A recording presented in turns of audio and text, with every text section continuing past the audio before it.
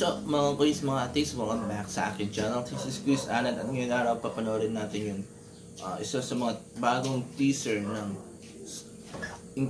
Encantadia Chronicles Sangre na inilabas ng GMA kahapon. So hindi ko na ito hapain pa. Papanoorin natin yung video and later bibigay yung reaction ko sa nasabing trailer. So let's go!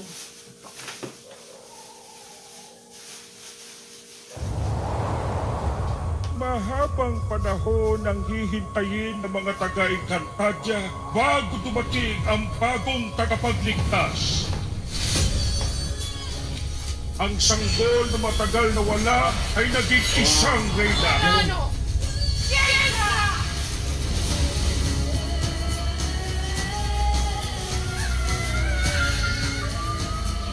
Ang kapangyarihan ni Terra ay nakakubli.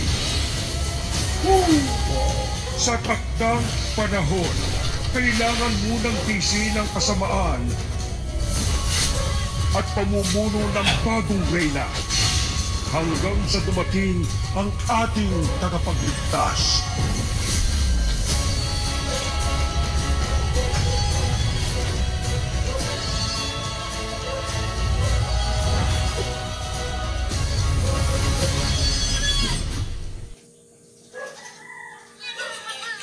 Yung ano pala natin yung teaser, bagong teaser ng Encantadia Chronicles Sangre na pinagbibidahan ni Bianca Umali, Angel Guardian, Fate,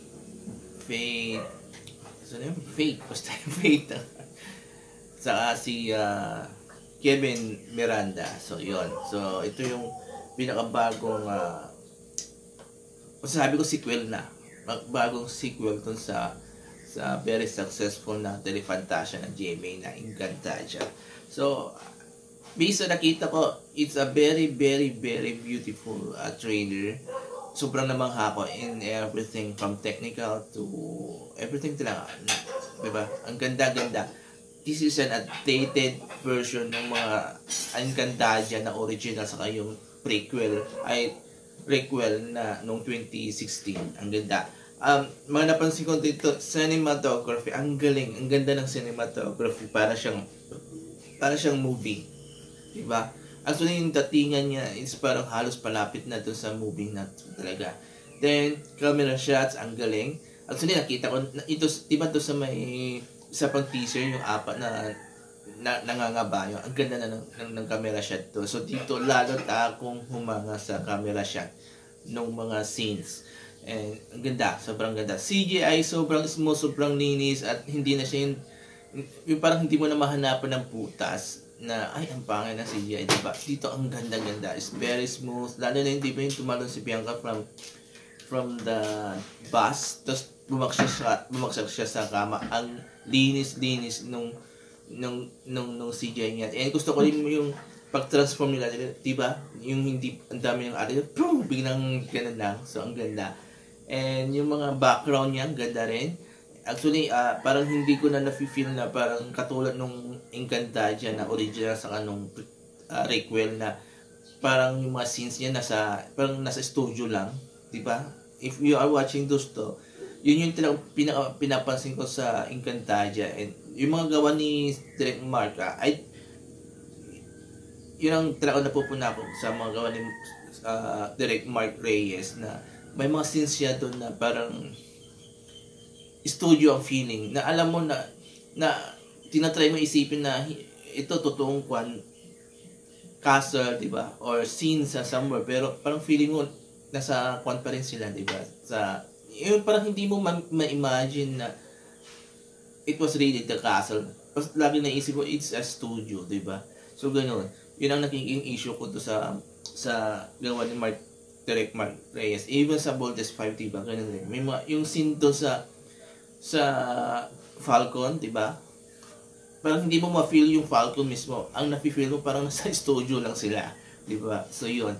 So this one, ang ganda, and I'm happy na medyo nang-explore sila. Hindi sila yung naka-stick lang doon sa, like what I've said, yung mga scene sa yung ginawang scene sa loob ng studio. So dito talagang they explored, they went outside para mag-shoot ng mga scene, and I love it. Then the acting, superb, ang gagaling ng mga actingan nila, especially si Rian Ramos. So bagay na bagay sa kanya yung role na Mitena, yung kambal ni Cassiopeia, diba? So ang ganda, exciting talaga.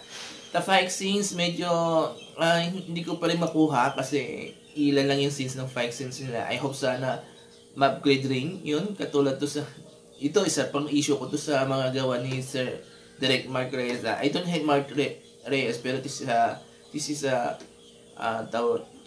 constructive criticism ko sa mga gawa niya is that yung mga fight scene niya doon medyo na hindi ko masyadong type kasi para siyang kapag pinapanood mo siya, para silang nagpa-practice, di ba?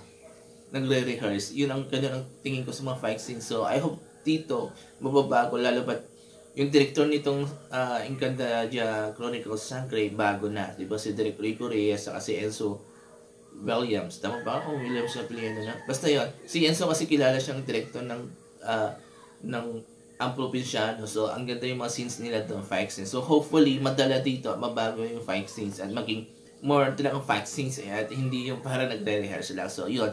So far ito lang sa fight scenes ang hindi ako masyadong hindi pa ganun ka solve ako kasi iilan lang scenes, but everything pasado talagang nakaka-excite na, and hopefully makita natin full trailer nito kasi malapit nang ipalabas pa June na. So mga less than 2 months na lang at papanood na siya. So yun, very excited, very exciting, and sana ito yung tinututukan ng mga Pilipino, yung mga Filipino viewers na ito yung kasi kinagastusan, as in everything, kinagastusan from the script, from the costume, from the CGI, from the actors, diba? So sana ito tinutukan natin, huwag tayo manood sa mga serye na ang haba-haba, 2 years na, pero yung kwento kung saan na nagpupunta. So I hope this one, supportahan natin mga guys kasi ang ganda-ganda nito. Deserve niya ng support, diba? Huwag sana nating sayangin, katulad ng ginawa natin ito sa Pulang Araw. Ang ganda ng kwento, sinayang natin kasi mas preferred ninyo yung seryeng walang kwento. So ayun.